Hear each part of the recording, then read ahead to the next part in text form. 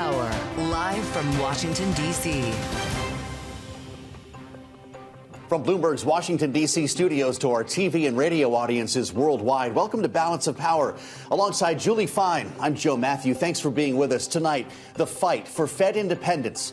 Fed Chair Jay Powell vowing to stand firm after an unprecedented threat of criminal charges from the Justice Department. This new threat is not about my testimony last June. It is not about Congress's oversight role. This is about whether the Fed will be able to continue to set interest rates based on evidence, or whether instead monetary policy will be directed by political pressure or intimidation. We'll have complete reaction to the Powell probe from Wall Street to Capitol Hill, and what comes next when Senator Elizabeth Warren of Massachusetts, the top Democrat on the Banking Committee, joins us, along with Republican Senator Roger Marshall of Kansas. Also, leaning towards strikes. Breaking news tonight as President Trump announces new tariffs against countries doing business with Iran. An intervention could be next. We'll discuss the options on the table for the White House this week. And bank shot. President Trump stunning credit card companies with a proposal to cap interest rates at 10%. But was it President Trump's phone call with our next guest, Senator Elizabeth Warren, that prompted the announcement? We'll discuss here on Balance of Power as we begin this evening with the big news rocking Washington after the central bank was served grand jury subpoenas from the Justice Department threatening a criminal indictment. Chair Jay Powell saying the action was related to his June congressional testimony on the ongoing renovations of the Fed's headquarters while issuing this strong rebuke. No one, certainly not the chair of the Federal Reserve, is above the law. But this unprecedented action should be seen in the broader context of the administration's threats and ongoing pressure. The threat of criminal charges is a consequence of the Federal Reserve setting interest rates based on our best assessment of what will serve the public, rather than following the preferences of the president. Meantime, new Bloomberg reporting pointing to FHFA Director Bill Pulte as a key instigator of these subpoenas. Pulte was asked about that this morning on Bloomberg. Listen to what he said. The DOJ is outside of my purview. This is out of my purview. I don't know anything about it, and I would defer you to the DOJ. My main focus, John, has been on reducing mortgage rates to the extent that we can do it and increasing housing affordability.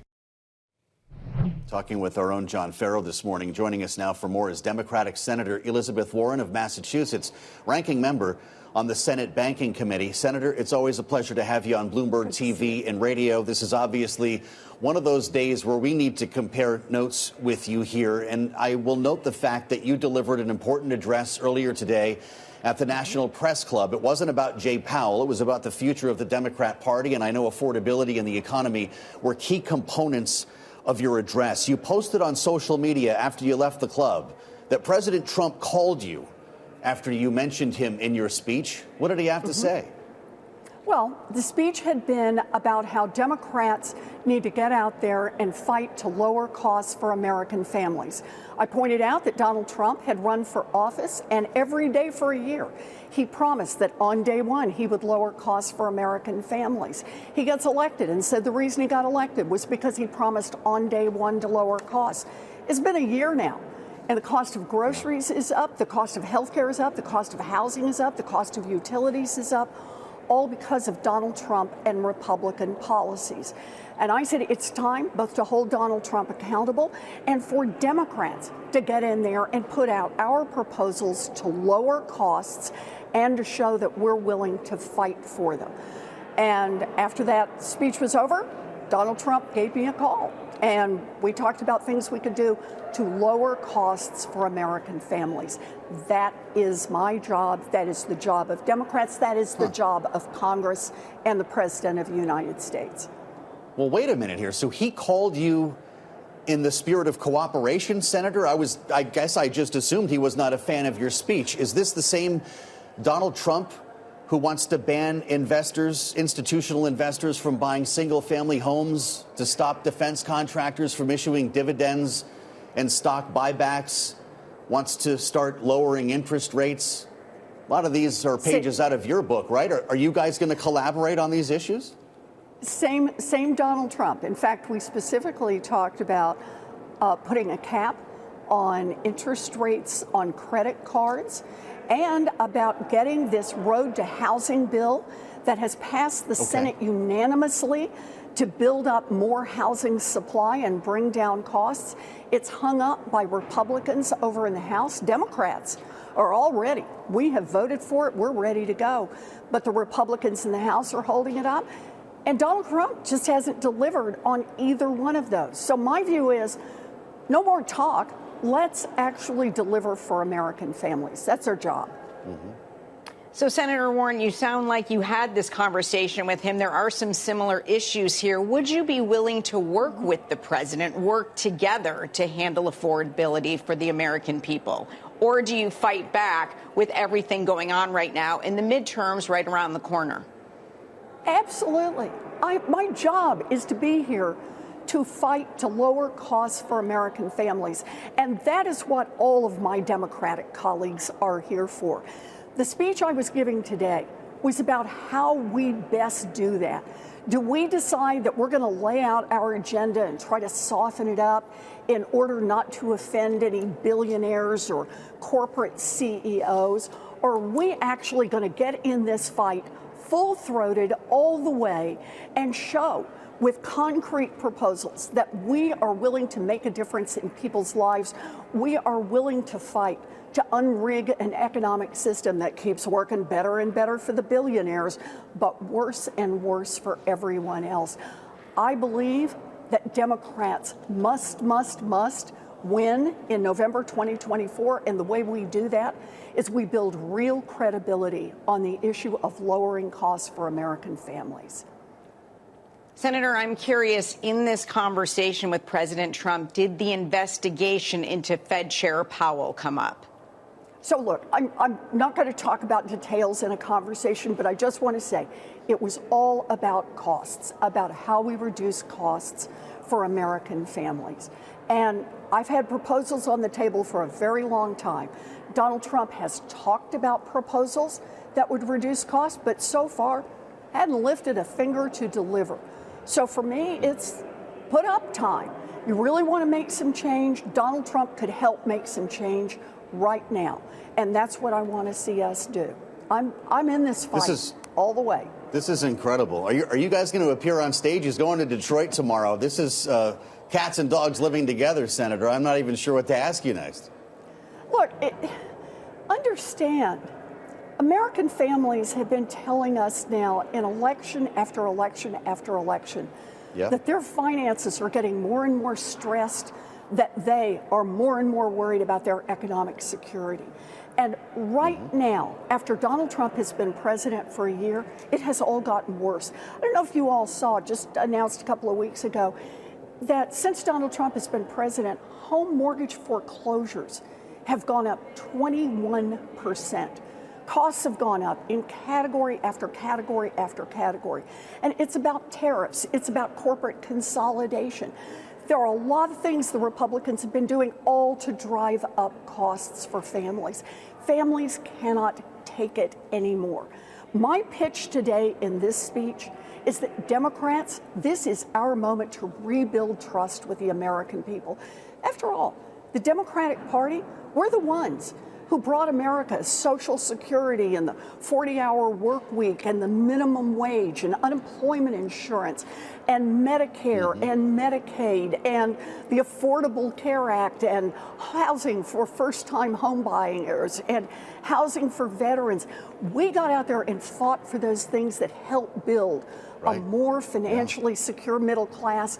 It is our time now to get back in that fight, full-throated, not to sand it down because some billionaire might say, whoa, that means I'll have to pay more taxes. That's too bad. Our job is to be in the fight to lower costs for American families, and I'm all in.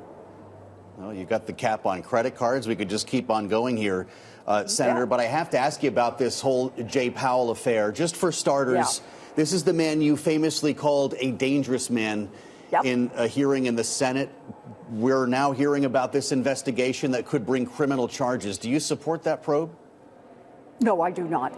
I think we're all clear. What's going on here is it is a pretext for Donald Trump to be able to take control of the Federal Reserve. I don't have to remind you all and the people who listen to this program about the importance of Fed independence, so that whatever it is the Fed is deciding on monetary policy, we should have confidence that that decision is based on their best assessment of the data about inflation, the data about unemployment, the data about GDP growth and investment, and not about politics. But we know the temptation for every president, as you start to come into a tough election, if they could control interest rates, it would be to roll those interest rates down to juice the economy. So there'd be a lot of cheap money flowing through the economy shortly before the election. Now, that may work for the election, but it's terrible for the economy long term. And it undermines confidence in the Fed that they are making good economic decisions. So Donald Trump, look, from the first day basically that he got in office, he said he wanted to fire Jerome Powell. He's tried to fire Lisa Cook. He has openly said that he will not appoint anyone to be Fed chair who is not willing to be a sock puppet, that is, agree with Donald Trump no matter what Donald Trump says.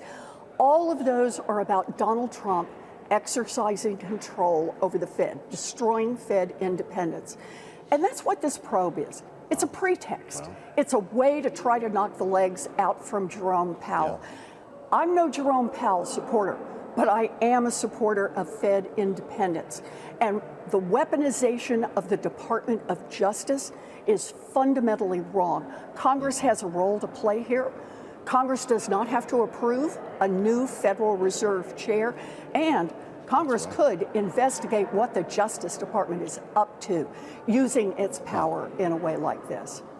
Well, you might investigate what brought the president, or I guess the DOJ, to this point. The president, to be clear, says he wasn't part of this. But before you leave us, Senator, how about Bill Pulte? The FHFA director was with us this morning on Bloomberg. He refuted our own reporting that alleges Pulte is the main instigator in these charges against Powell and led the president in this direction. If you are going to follow up on this, will you subpoena Bill Pulte to testify before the Banking Committee?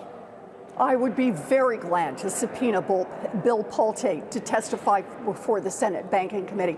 Obviously, we need the cooperation of the Republicans to get that done. But yes, by golly, he should come and testify under oath. It's great to have you back, Senator. Thank you for the time, as always. Elizabeth Warren, the Democrat from Massachusetts, on Bloomberg. We thank you. And we'll have more ahead on the DOJ probe into Jay Powell coming up. But first, let's go to Bloomberg's Kate Sullivan at the White House with breaking news on Iran. Kate, what is the latest on new tariffs? That's right. So the president just posted on True Social moments ago that the United States is imposing a new tariff on countries that do business with Iran. And this is as the White House, the Trump administration, is really ratcheting up pressure on Iran at a very delicate moment where there are widespread protests in the nation. The White House Press Secretary Caroline Leavitt took several questions from reporters today, specifically on Iran, saying that the public messaging from Iranian officials doesn't match the private communication that they're having, the private back channeling. She confirmed that Steve Witkoff has been speaking with Iranian officials. They had a discussion over the weekend. And Leavitt again said, and we heard the president say this yesterday as well, that diplomacy really is the first option here, is what they're saying. But that lethal force and the threat of U.S. military strikes is very real and definitely on the table. But as for what comes next, Leavitt said that the president is the only person who knows. All right, Kate, thank you so much. As always, live from the White House, Bloomberg's Kate Sullivan. Wall Street seemed to take the Fed subpoenas largely in stride today, but that was not the only news from the White House to land in investors' laps after the president's call to cap credit card interest rates at 10%. Did some damage to credit card companies. Meantime, news tonight from a ruling just moments ago regarding Ørsted. This is the wind farm company, and we turn to power moves with Bloomberg's Romaine Bostick, who has more from world headquarters in New York. How did it all play, Romaine? Yeah, this headline crossed the wire just as the market closed here in the U.S. at 4 p.m. Eastern time, and it involves Ørsted.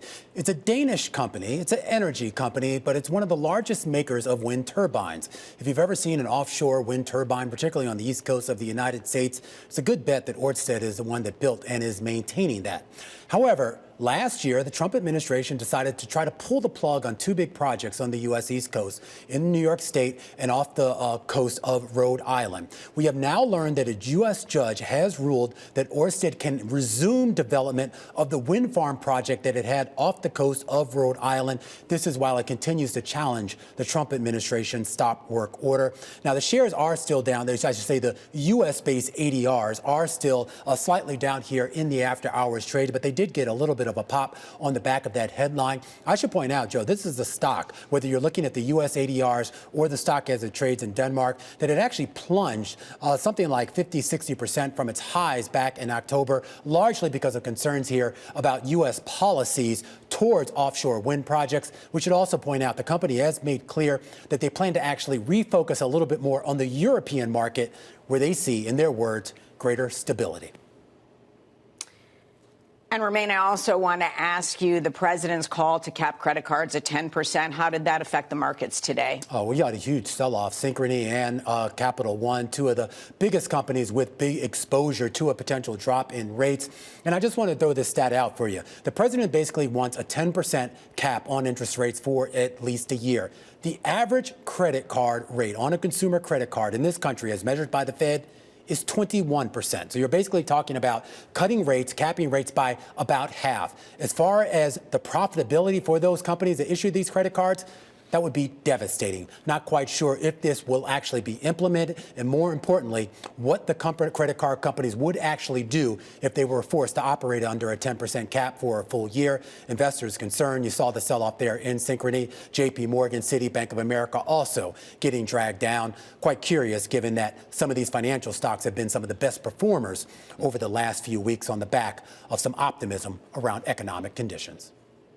Just as earnings reporting season about to get started. Boy, Washington's been keeping Romain busy. I'll tell you what. Bloomberg's Romain Bostic, live at World Headquarters in New York. Thank you, sir. Coming up, new congressional reaction to the DOJ investigation into Jay Powell when Republican Senator Roger Marshall joins us up ahead. Plus, is President Trump leaning towards strikes against Iran? There are new reports tonight. We'll discuss them ahead on Balance of Power on Bloomberg TV and radio.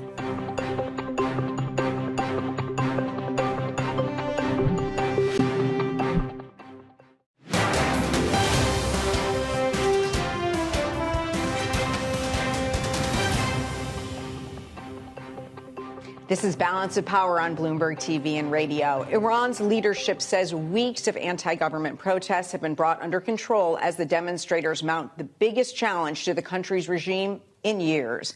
Video shows demonstrations in the streets, holding signs, throwing rocks, and lighting fires. Human rights groups say hundreds of protesters have been killed in the past 2 weeks. Now President Trump says he is mulling U.S. intervention, threatening further escalation. Let's go to Bloomberg's Wayne Sanders for more. Wayne, bring us up to date on the situation.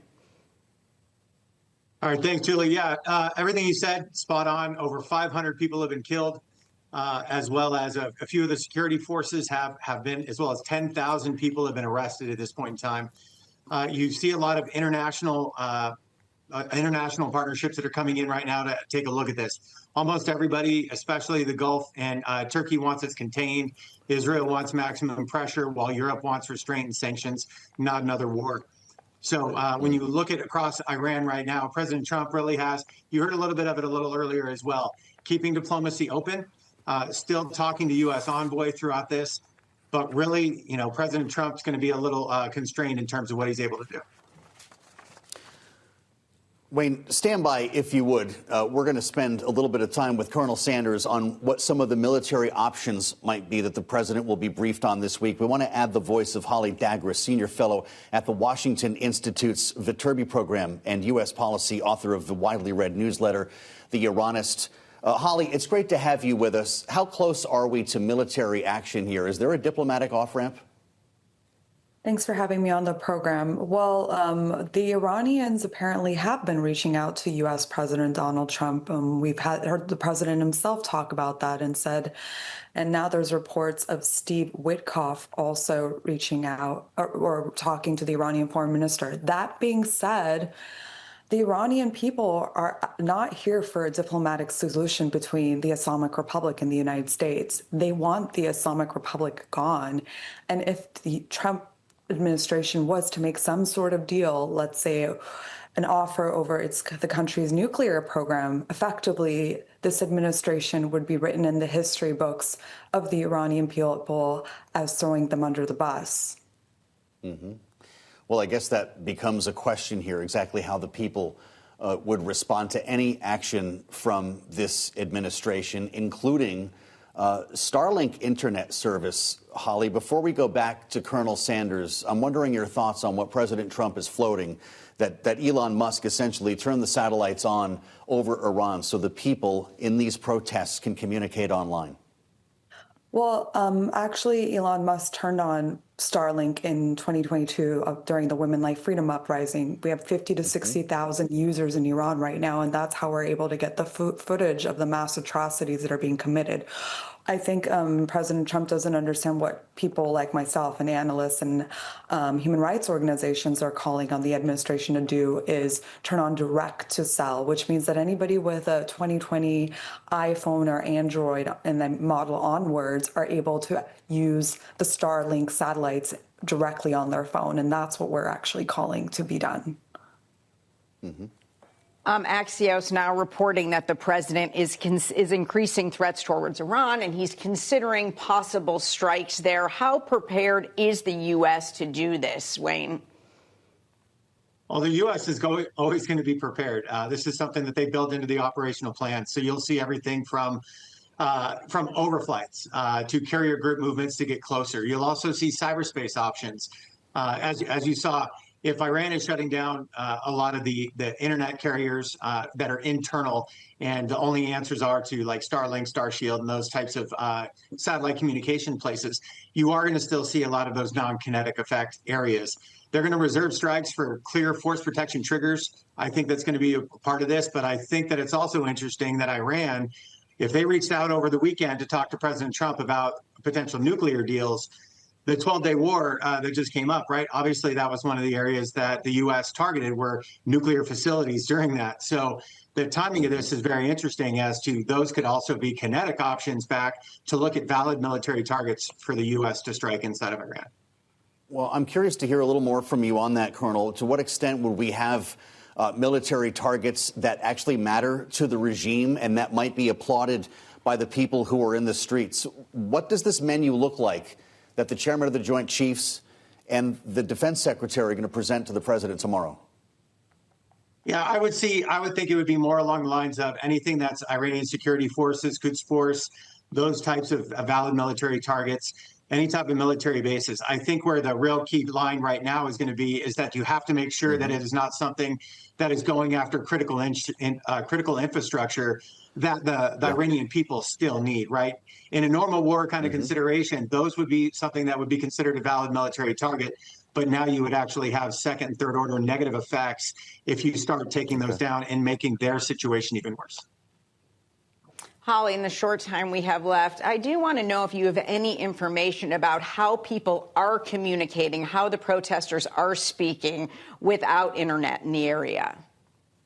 Well, as you noted, it's a total internet shutdown since Thursday night, but it's also phone lines are dead. So there's an effective communication blackout that's happening in the country. The Islamic Republic has a domestic internet, so banks and domestic apps are online like they would be in China, but those are heavily surveilled. So unfortunately, myself, who has friends and family in Iran, we haven't been able to hear from them for days. And it's those few people that have Starlink that are able to. Holly Dagress, Colonel Wayne Sanders, I'm sorry we're out of time. Thank you both. This is Bloomberg TV and Radio.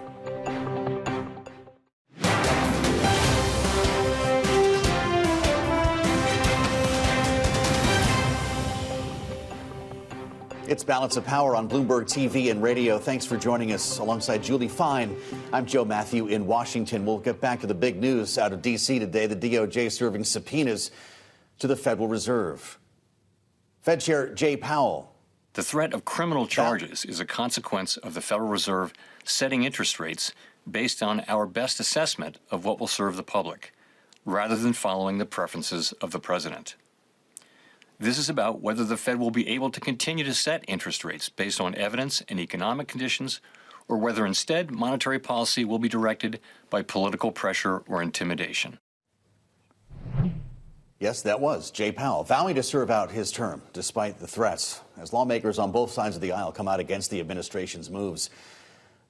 Bloomberg's Michael McKee was made for this story, and he joins us right now. Michael, the ultimate confluence of Fed policy and politics here, at least according to some. I'm just curious your thoughts, because Wall Street didn't seem overly concerned. Markets kind of gave this a ho-hum today. The sourcing of this is its own story. But what happens next for Jay Powell? And how struck were you when he decided to go in front of cameras late on a Sunday to push back?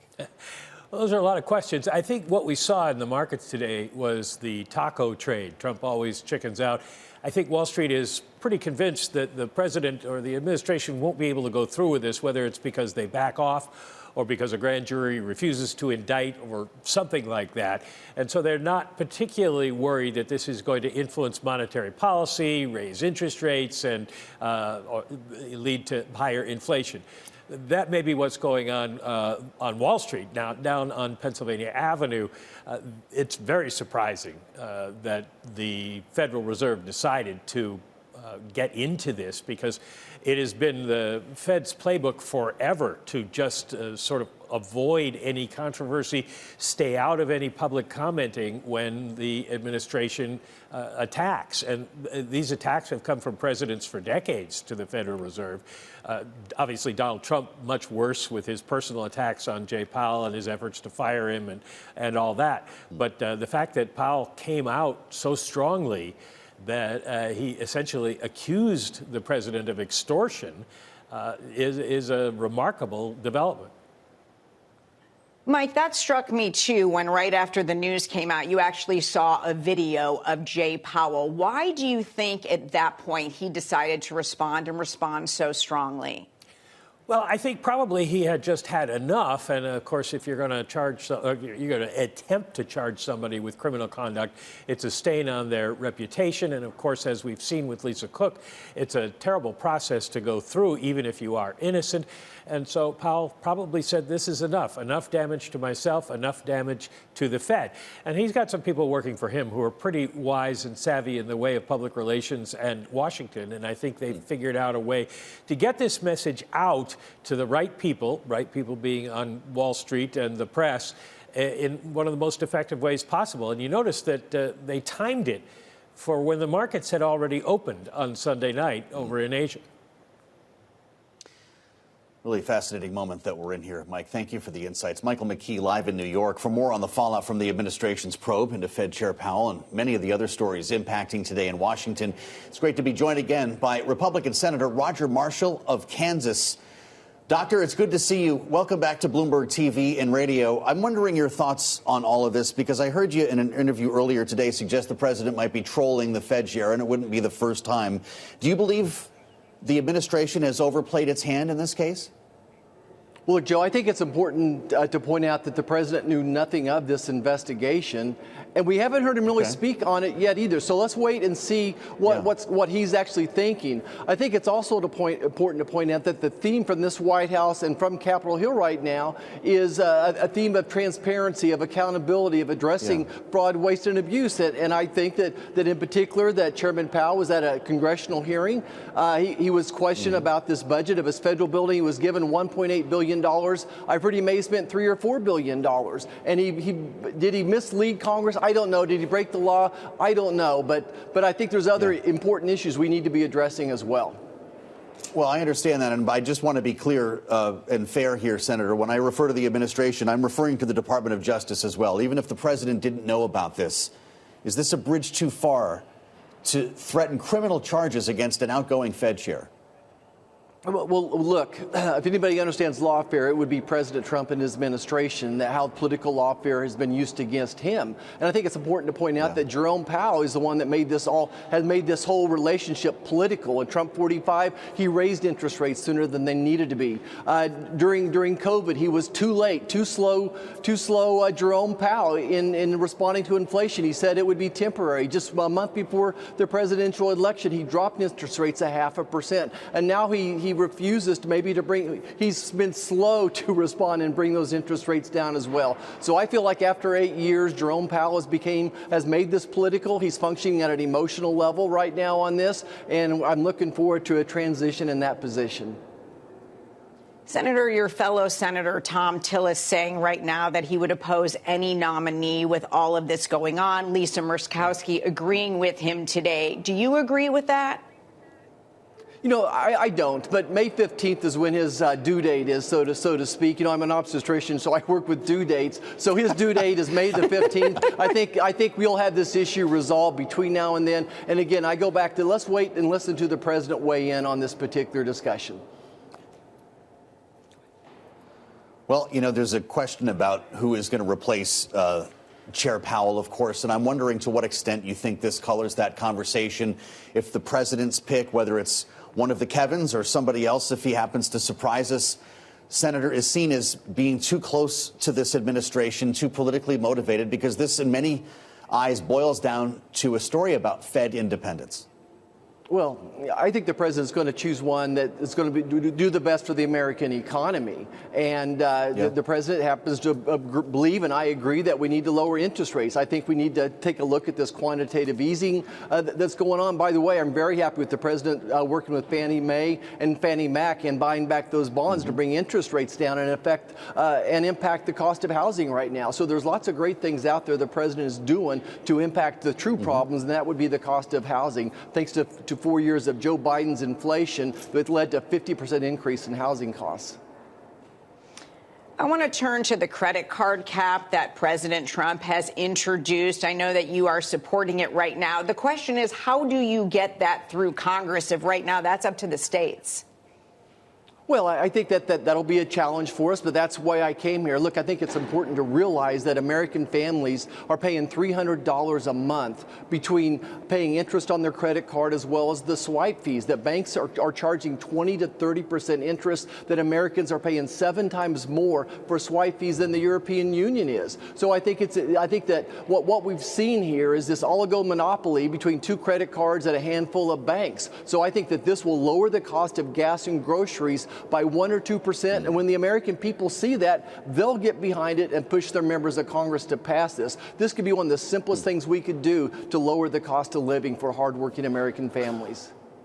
Well, this is really important to our audience, and I know it is to you, Senator. You co-sponsored the Credit Card Competition Act of 2023, which neither Leaders Schumer or Thune ever brought to the floor. Have you talked to Leader Thune about getting a vote on this now that the president has planted a flag on this issue? Sure. Leader Thune's been very receptive to these conversations, and we'll wait to see when the opportunity arises. But again, if the job of Congress is to address the cost of living, just passing our credit card competition bill alone would lower the cost of gas and groceries by 1 or 2%. Fortunately, gas prices are coming down thanks to President Trump's policies of drill, baby, drill, but we still have other work to do. So I think that this would be a great win for the American people. Well, Doctor, I've got to ask you as well, if we're going to talk prices here, about the most recent attempts to revive the expanded Obamacare subsidies that expired at the end of last year. You and I talked about this around the longest shutdown in American history, and we're doing this again. You saw the bill that passed the House last week with 17 Republicans, and I realize that's a different matter. It's a clean extension. But Bernie Moreno's bill in the Senate appears to be bringing people together on this, a 2-year extension with eligibility requirements and other restrictions. Does that become the new law, and is that what's best for patients? Well, I've not got to see it yet, and certainly Republicans want every American to have affordable, meaningful health insurance of some type right now. And so I need to see what's in that bill, first of all, but we need to address fraud. And so far in my conversations with Democrats, they're not willing to address fraud. We want to take all these Obamacare monies and put it in the hands of patients. Quit sending $150 billion unchecked to the insurance companies. Somewhere in there is $25 billion worth of fraud. So let's give the money to the patients, empower them. We need to pass our price tags bill, which would force every healthcare provider to show the consumer exactly what the price is. Our price tag bill will lower the cost of health insurance $1,000 per month per family. It helps everybody, not just those on Obamacare. So we've got a lot of work to be done. We know how to do it, though. Senator, I'm sure you remember all too well the recent shutdown and the fallout from it. How confident are you that all of this can get tackled and that the government will remain open at the end of the month? Well, certainly Republicans want to keep the government open. I think the Democrats have learned their lesson that nobody wins when the government is shut down. I see the Appropriations Committee working hard, bringing pieces together to help fund the government. We may have to do some type of a continuing resolution for a portion of it, but we're making progress. I'm going to bet that the government stays open this time. You know, I actually tend to believe all the lawmakers that join us, Senator, and everyone recently has said, we don't want another shutdown. There's some tough memories and a lot of scar tissue from the last one. Yes. But there are fears about sliding into one or sleepwalking into a shutdown, particularly with the pushback that we're seeing following the fatal ICE shooting in Minneapolis and how that might affect the debate around Homeland Security funding. Do you share those concerns? And could we find ourselves talking about a shutdown because of this new turn of events? Look, in all my private discussions with Democrats, they want to avoid a shutdown. Republicans want to avoid a shutdown as well. We need to continue to work on the appropriations process. I think Senator Susan Collins has done a remarkable job leading that particular efforts. She tells us she's making progress. So I'm not thinking there's going to be a shutdown. Time will tell, though. Republicans do not want to shut the government down. Well, we'd like to stay in touch with you on it, Senator. It's good to have you back. Dr. Roger Marshall with us live from Capitol Hill. We thank you, as always. Coming up, is Elon Musk back in the White House's good graces? It sure seems like it. We'll discuss with our political panel ahead as the president also takes his economic message on the road. It's on to Detroit next on Balance of Power on Bloomberg TV and radio.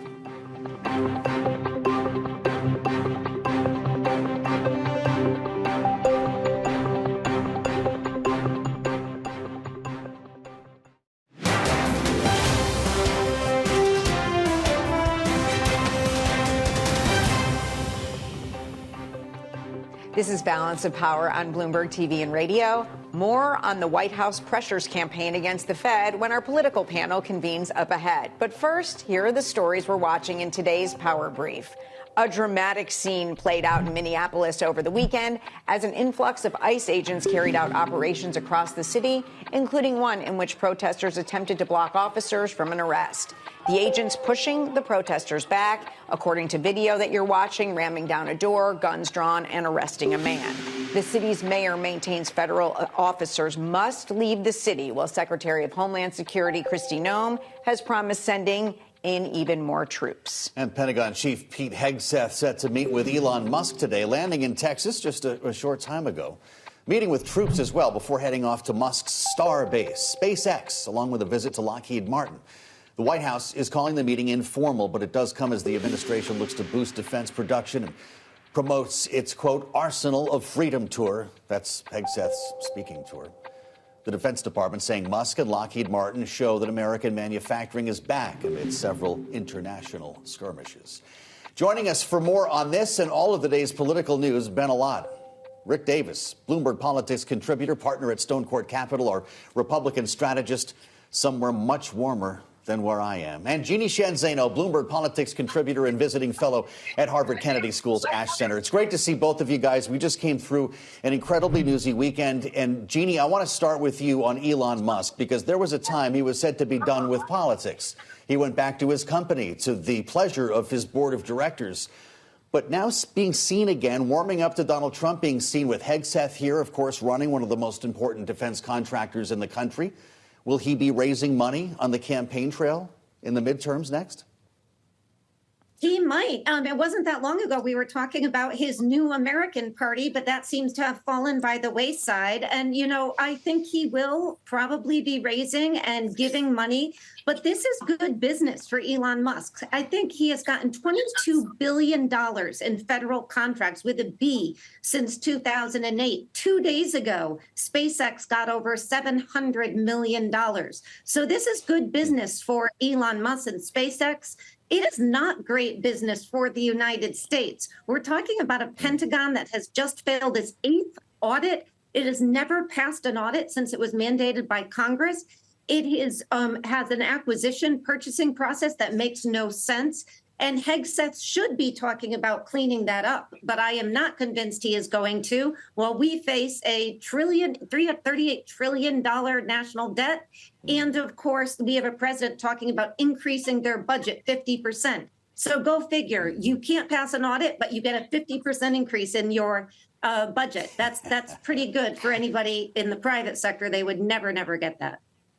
Well, it's interesting you mentioned procurement, because the address is billed to be a speech on Pentagon bureaucracy holding back the nation by damaging firms like SpaceX.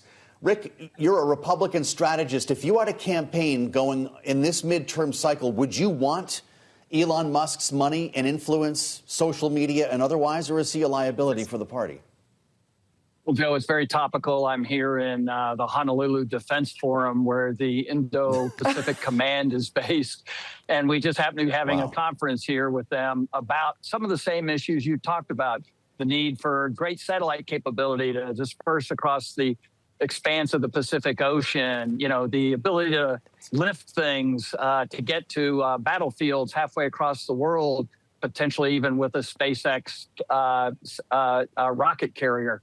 So, yeah, he's right in the middle of the debate that's happening, especially here in the Pacific, as we try to find ways of deterring China from being aggressive against Taiwan, which, of course, would have a major impact on our chips business. So it's all tied together. And as Jeannie said, there's a lot of inefficiency. But, you know, when you have Donald Trump talking about almost, you know, doubling the Defense Department budget to $1.5 trillion over the course of the next couple of years, you're talking about an enormous muscle movement, you know, to power America's defenses. And so Elon Musk is right at the center of that. And so, yeah, he's going to have an enormous amount of influence.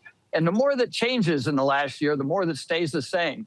The year started with him inside the Oval Office, helping to command an army of people to elect Donald Trump. And I suspect we'll find that same kind of a scenario here come November when Congress is up for re-election. Rick, does the relationship between President Trump and Elon Musk help during the midterms, or is it something they both have to answer quite a few questions about? Well, Julie, as you know, money matters, and Elon Musk has got a bigger checkbook than anybody else in American politics, in excess of $250 million for Donald Trump's election to president. That is a seemingly endless supply of capital. Money doesn't win elections on its own.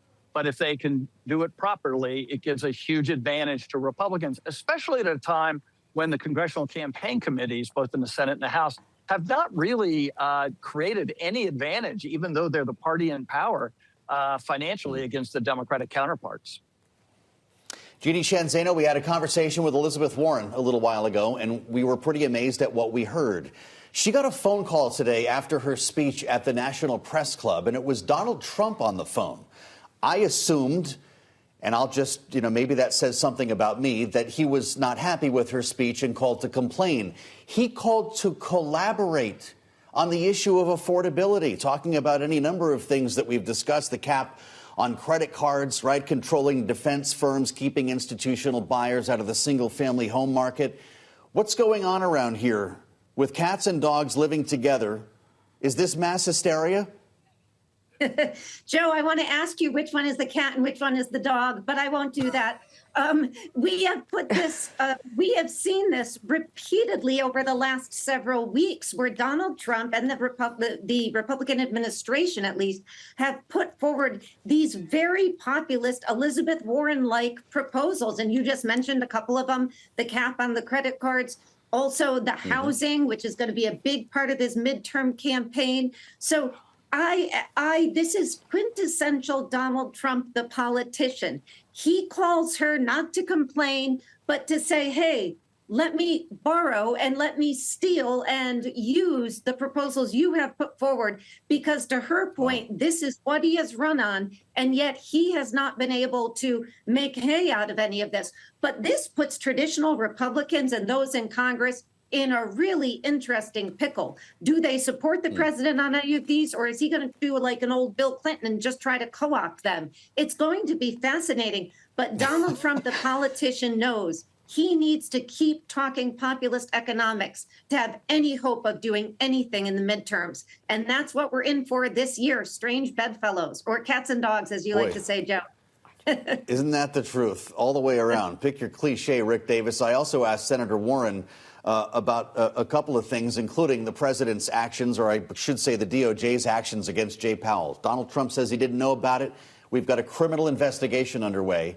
And Bloomberg is reporting that Bill Pulte, the FHFA administrator, was the instigator in this case. I asked Senator Warren if, as the top Democrat on the banking committee, they plan to subpoena him. Here's what she said. I would be very glad to subpoena Bill Pulte to testify before the Senate Banking Committee. Obviously, we need the cooperation of the Republicans to get that done. But yes, by golly, he should come and testify under oath. Where's this going, Rick Davis? And how worried should Jay Powell be? Well, if you take the president at his word that he didn't know this was happening, and we have the reporting that Bill Pulte was the one that instigated it, the president should haul Pulte into the Oval Office and do a little woodshed session, because talk about something that takes him off his message of affordability that he was obviously rolling out this week. So, yes, there are all kinds of people who probably want to talk to Mr. Pulte. Here's a guy who's terrorized the Fed, went after Governor Cook on her mortgages.